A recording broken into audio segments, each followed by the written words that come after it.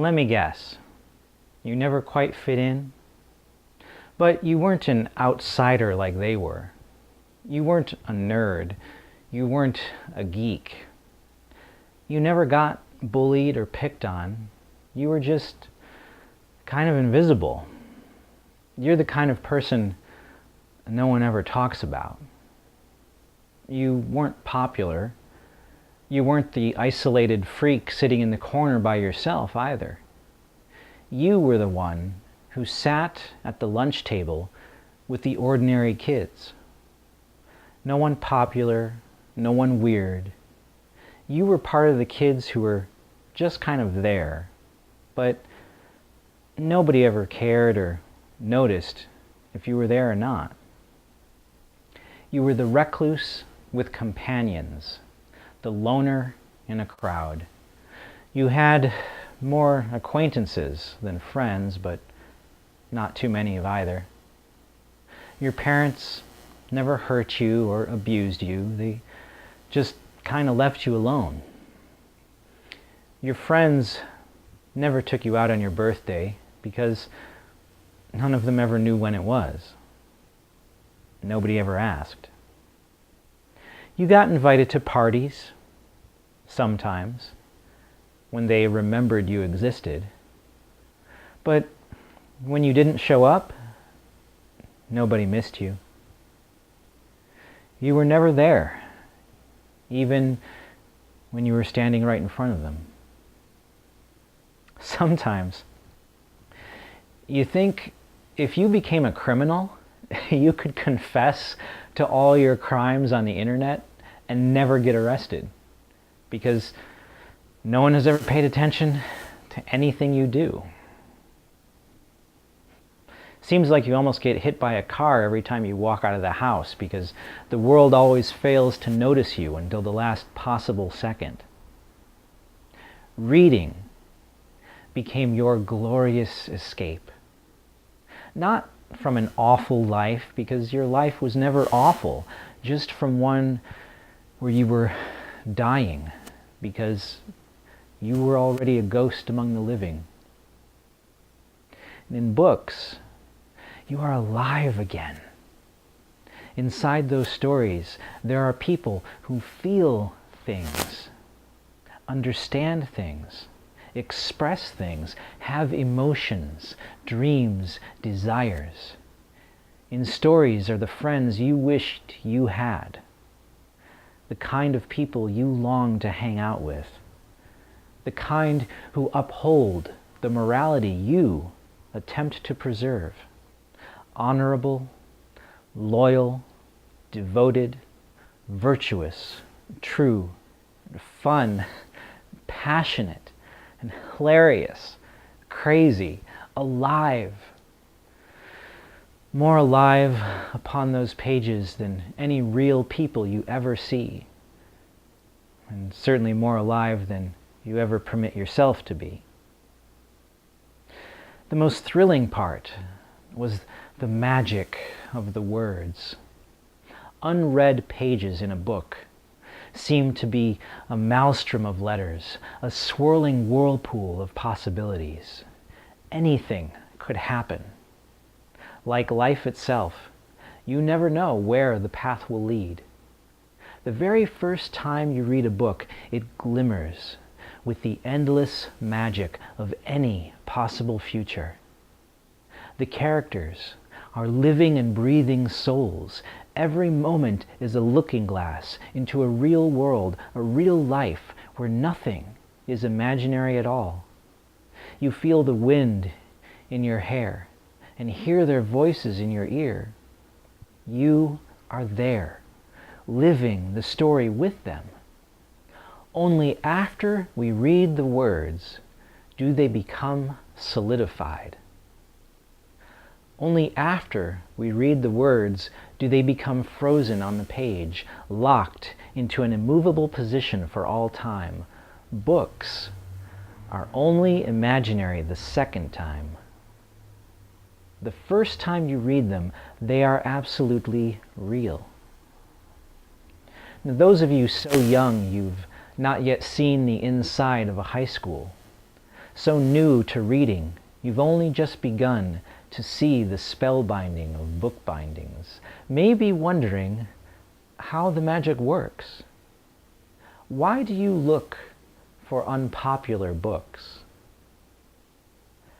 You're not like your friends. Sure, when you found your fellow readers, you thought they were like-minded, but they read all those bestsellers. They read what everyone else reads. You don't. You never do. Why? Why do you intuitively seek out the stories that are not on the bestseller lists? Here is why. You, my friends, are gifted. And that isn't a pandering lie that gentle souls tell to lost souls. Those who seek magic, like you, are gifted. That's why you seek it. You've always known that. What is it you always say? You don't know everything, you just know more than everyone. You don't think you're better than everyone else. You know you are. Yes, all your life, people have told you that everyone is special, everyone is meaning, but come on, who are we kidding? You know that's not true. It has never been true. There are souls of this world who are of the darkness, ones who are empty of mind and spirit, and they are not your equal. You are a being of light and skybound radiance. You are above them. There are beings among us who are the elite, and you know who you are. Those inferior denizens who ignorantly profess superiority to be determined by race or wealth or religion or bloodlines or intellect are too far below you to acknowledge. I know who you are, and so do you. The magic is not a game for you. It's certainly not some phony fortune teller or deceitful tarot reading, and it's never been explained in a New Age bookstore. All the Abrahamic fiction in scriptures of vindictive gods have hidden it. Real magic has never been inscribed in a textbook or taught in a pagan hippie classroom. Rituals and charms and sacraments and ceremonies and Gnostic glyphs are for amateurs. When you are a seer among the chosen, there is never a need for dogmas or initiations or spellbinding incantations, for the magic is innate in your very breath. Books are decanters of wonderment. Each holds their own waters of magic, and the more who drink from those waters, the less water remains. The more tainted the elixir becomes for all those lips touching the brim, and in time the decanter is left with nothing but a sheen, all the magic drained away. This is why the unknown books work better. This is why you are drawn to them. This is why those novels whisper to you. This is why you see the characters so clearly. This is why they come to your dreams. This is why they make the strange noises in your house and the thunderstorms, the lights flickering out down your block. The fewer souls who drink of the decanter, the stronger your connection to the magic will be. That is why you naturally gravitate to read the novels no one has ever heard of. For you, reading will never be about the camaraderie felt by book clubs who read what's popular. For you, reading is about a magic they have never seen. Reading is about opening the gateway finding the key to the gardens and locking the door behind you. Adventure belongs unto thee, and quests are solitary. This isn't a group effort. The mission is yours, and yours alone. You already know all this. I'm not teaching you anything you haven't always known instinctively.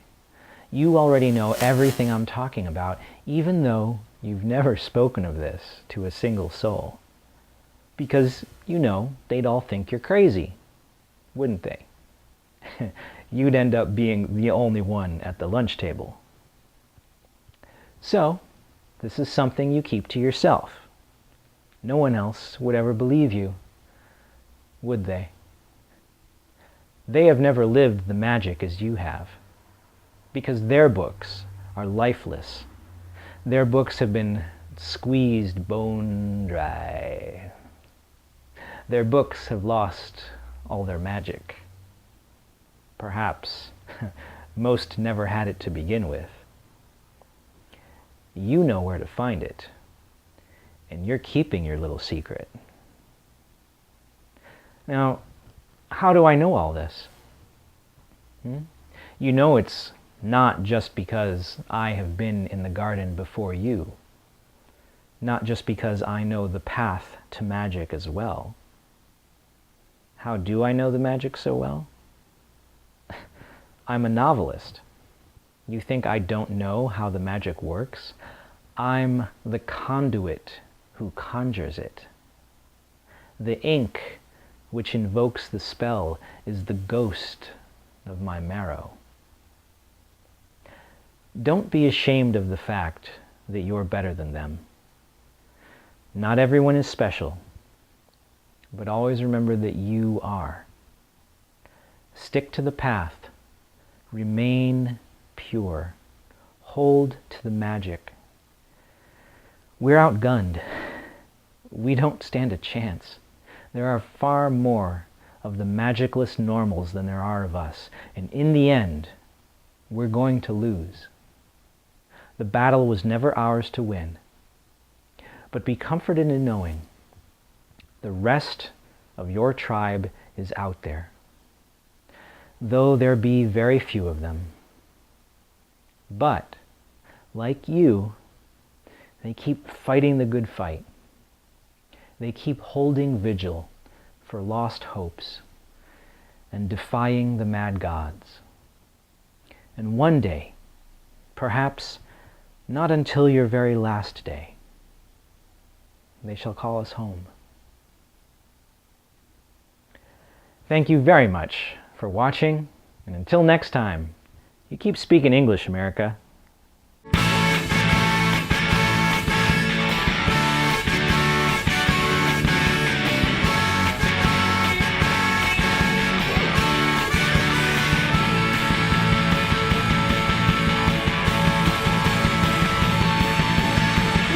American English. We speak American English. Yeah, 20,000 words of the same shit. Freedom's all you gotta put up with. We speak American English. We speak American English. Yeah, and fuck it if you don't understand us. I can barely understand.